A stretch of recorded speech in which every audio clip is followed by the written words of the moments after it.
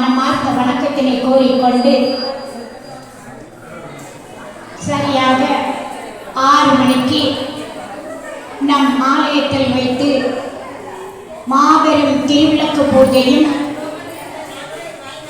ஆன்மீக சொற்பொழிவும் நடைபெற இருப்பதால் பொதுமக்கள் அனைவரும் வருகை தந்து திருவிளக்கு பூஜையில் கலந்து கொள்ள வருகை தந்திருக்கின்ற என் அன்பு சகோதரிகள்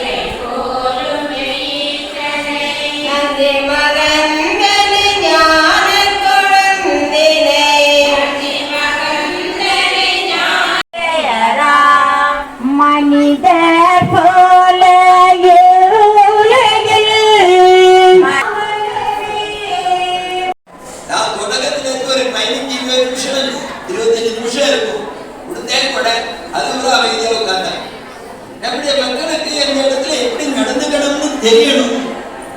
நாம கோவிலுக்குள்ள இருக்கிறோம், கோவில்ல நம்ம முன்ன தேவி விளக்கு வழிபாடு பண்ண போகிறோம்.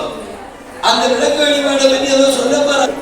நாம என்ன நினைக்கிறோம், ஆலயம்னா கோவில்ல வந்தாச்சுன்னா ஒரு பட்டியல் கொடுக்கணும் சாமிகிட்ட.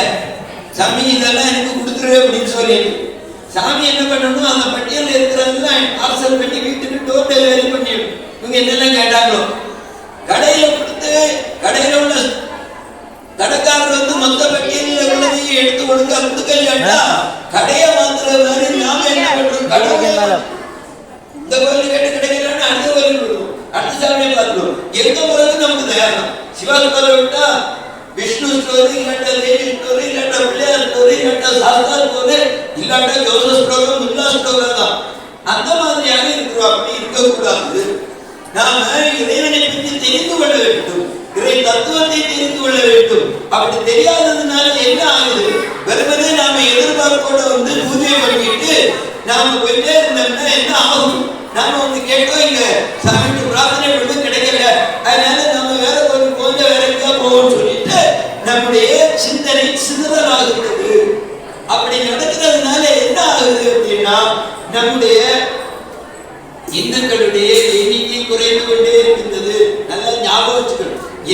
பிரச்சனை அப்படின்னு சொல்லி நாம சமயத்தை பற்றி நம்முடைய கடவுள் தத்துவத்தை பற்றி நாம தெரியாம இருக்கிறதுனால நாம எளிதாக மாறி போய்விடுகிறோம். ஆனா மற்ற மதங்கள்ல நாம பாராட்டணும். அவங்க சின்ன வயசுல இருந்தே அவங்களுக்கு அவங்களுடைய சமயத்தை பற்றி அவங்களுடைய சமய நூல்களை பற்றி சொல்லிக் கொடுக்குறாங்க.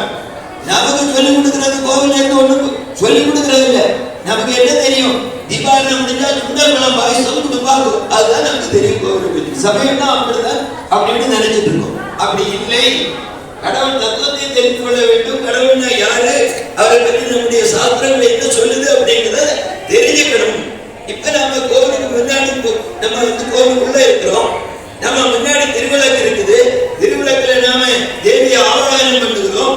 ஆவாகனம் பண்ணும்போது உட்கார்ந்துருக்காங்க. இங்க ஒவ்வொரு தடவை பூஜை பண்ணும் போதும் என்ன நினைக்கணும் அப்படின்னா, நான் எந்த அளவுக்கு நம்பிக்கையோடு செய்ய நாம சுய பரிசோதனை செய்யணும். யாரும் நமக்கு சான்றிதழ் தர வேண்டும்.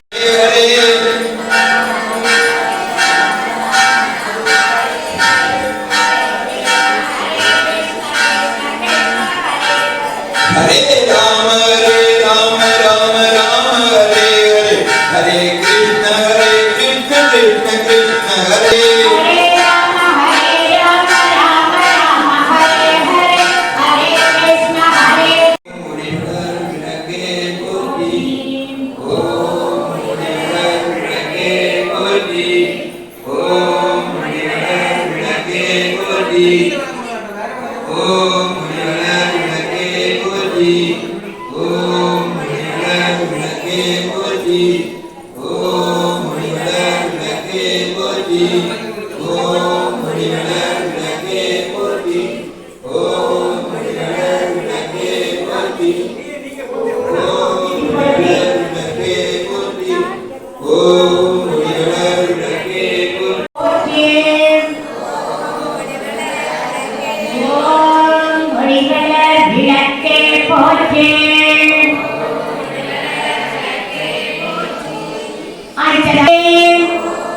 அடுத்ததாக குருந்தன்கோட்டிலிருந்து வருகை தந்திருக்கின்ற என் அன்பு சகோதரி சுசீலா அவர்களை விளக்கேற்றி வைக்க அன்பாய் கேட்டுக்கொள்கிறேன்.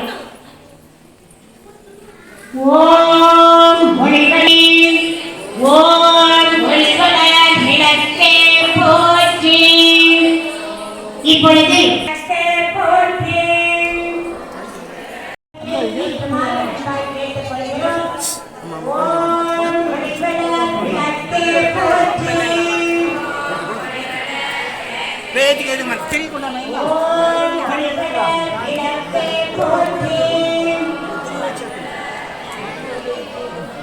கொளுத்திட்டு கீழே கொளுத்துங்க, மேலே ஏறி கொளுத்திட்டு கீழே கொளுத்துங்க.